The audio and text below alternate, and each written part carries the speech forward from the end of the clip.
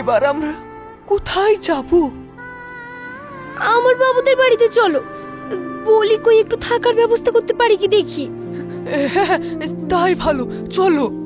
আমিও না হয় বদলে কিছু কাজ করে দিব। উঠো উঠো। ধরো।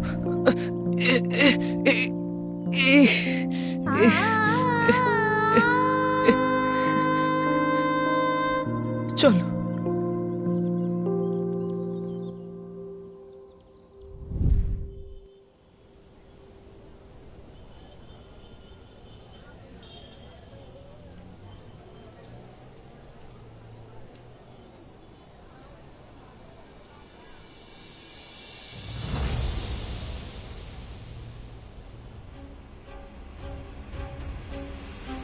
কি গো ভাবি, রাতের অন্ধকারে টাকা তুললে আসবা আর ভাবছো আমি কিছুই দেখতে পাবো না? না, দাও আমার টাকা দাও।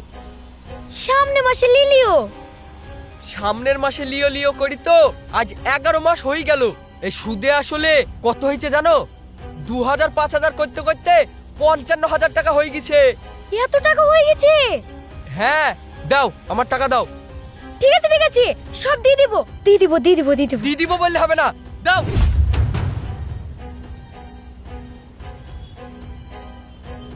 তোমার 5000 শোধ হলো আর 50,000 বাকি থাকছে, কবে দিবা?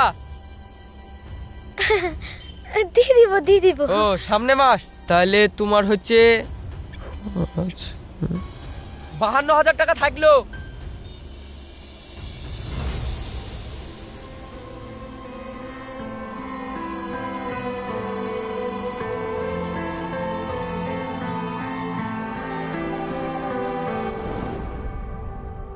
হাজার টাকা ধার, এর দাম 2000 টাকা হবে নাকি? 1000 টাকা তো হবে, বাকিটা সামনে মাসে দিয়ে দিব। সে তুমি যদি চাও টাকা না দিলেও হবে। মানে? মানে ডাবা বুঝি বলতে হবে।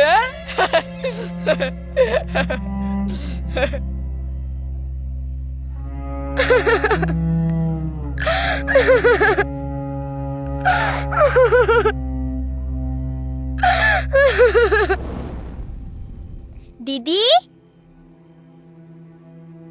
দিদি দিদি, কিরে দিদি, আজ ভেটুল ভাই আসবে বলে? আজ কি আসবে?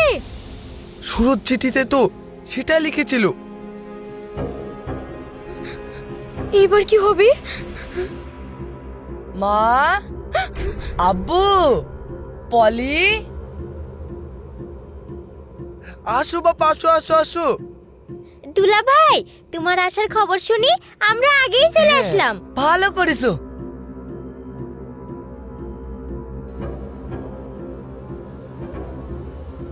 কই গো পলি, চলো ব্যাংকে থেকে টাকাটা তুললে এসে সিমেন্ট বাড়ির দোকানে দিয়ে দিই।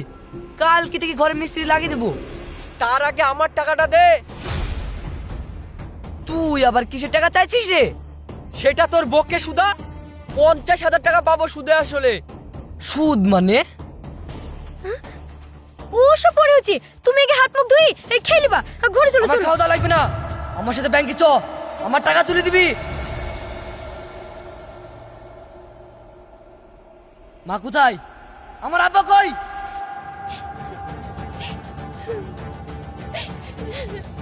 ভেটুল রে, তুই এসেছিস বাপ। তুমি কাঁদছো কেন মা? তোর বউ আমাদেরকে বাড়ি থেকে তাড়িয়ে দিয়েছিল রে বাপ। কি? ওরা আমার দিদিকে মেরে ফেলতে চাইছিল, সেই জন্য। চুপ করো। তোর বউ তোর টাকাগুলো কিভাবে উড়েছে রে ভেটুল? আমাদেরই গায়ে বাধ্য। আমরা বলতে গেলে আবার আমাদেরকে শাসন করতো। এই ভেটলা, আগে আমার 50,000 টাকাটা ফেল। আমি কিসের জন্য দিতে যাব? তুই যাকে দিছিস তার কাছ থেকে লেগা। এই তাহলে আপনি দেন। কিসের টাকা? আমি কোনো টাকা দিতে পারবো না। ওই হচ্ছ আব্বা! কি আব্বা? আমি তোর আব্বা না। হ্যাঁ, এই তুই কোথায় টাকা পাবি আমি জানিনি। আমার 1,70,000 টাকা ফের এক্ষুনি, আর আমার 50,000 টাকাটাও এক্ষুনি দিতে হবে। কি মেয়ে গো? এই সব মেয়েকে গলা টিপে শেষ করে দিতে হয়। বাবা, সে কি বড় লোকের চাল। শ্বশুর শাশুড়িকে ঘাত ধাক্কা দিয়ে বের করে দিল। স্বামীতে খেটি মরছে আর মহারানী মুরগি খাচ্ছে, লজ্জাও নাই। শুধু কি মুরগি, বড় বড় মাছ, মোটা মোটা ডিম, সে খাওয়ার কি জোর। আমার কাছে 2,000 টাকা ধার লিছে, তার ফ্যান দি তার ইয়াদ দি বাড়তি মন যাচ্ছিল গো। এমনি হয় না, আবার সুদে টাকা লিয়েছে। এবেলা মাছ তো বেলা মাংস, এভাবে খেলে তো রাজা ধন শেষ হয়ে যাবে। আবার লোকের কাছে টাকা ধার লেখাছে।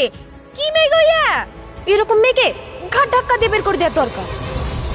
আমি তো প্রথমেই বলেছিলাম এই মেয়ে টিকবে না। আমার বাড়ির বউ হলে না কবে গলা টিপি মেরে ফেলতাম।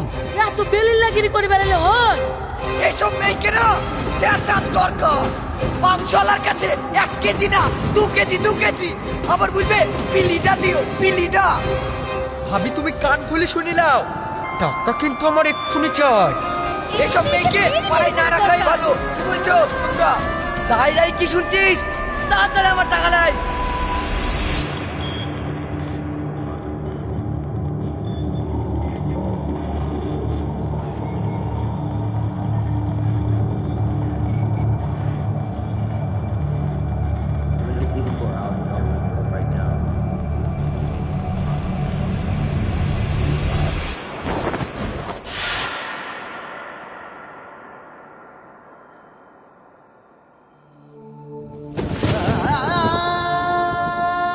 দরজা খোল, নাহলে কিন্তু তোর কপালে খুব কষ্ট আছে।